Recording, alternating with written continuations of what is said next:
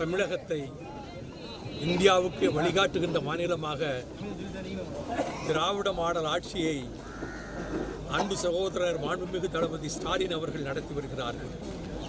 இன்றைக்கும் உலக முதலீட்டாளர்களுடைய மாநாட்டை இன்றும் நாளையும் வைத்து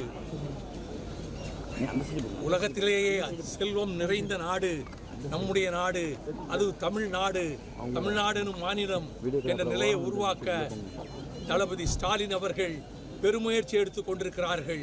அந்த வகையில் விவசாயிகளுடைய கஷ்டத்தையும் உணர்ந்து விவசாயிகளுக்கும் அவர் எல்லா விதமான உதவிகளும் செய்து கொண்டு வருகிறார்.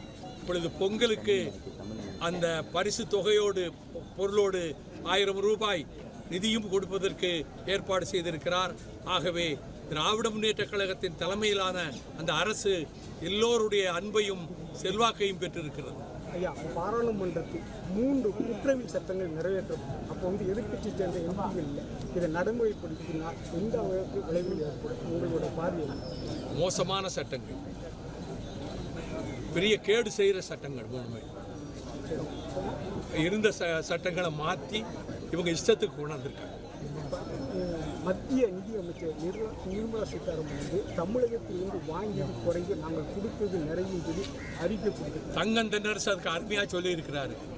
நாங்கள் கொடுத்தது அதிகம் 1 ரூபாய் என்று சொன்னால் அவர்கள் கொடுத்தது 29 காசு என்று பதில் சொல்லியிருக்கிறார்.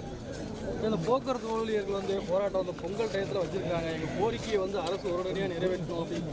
இல்லைன்னா இந்த போக்குவரத்து இந்த பொங்கல் டயத்தில் ஒரு பாதிப்பு. இந்த போக்குவரத்து தொழிலாளர்களும் உணரணும். அரசாங்கம் அதற்கான முயற்சி எடுத்துக்கொண்டிருக்கு. எப்படியாவது பேசி பிரச்சனைக்கு தீர்வு காண்பார்கள் என்று நான் நம்புகிறேன்.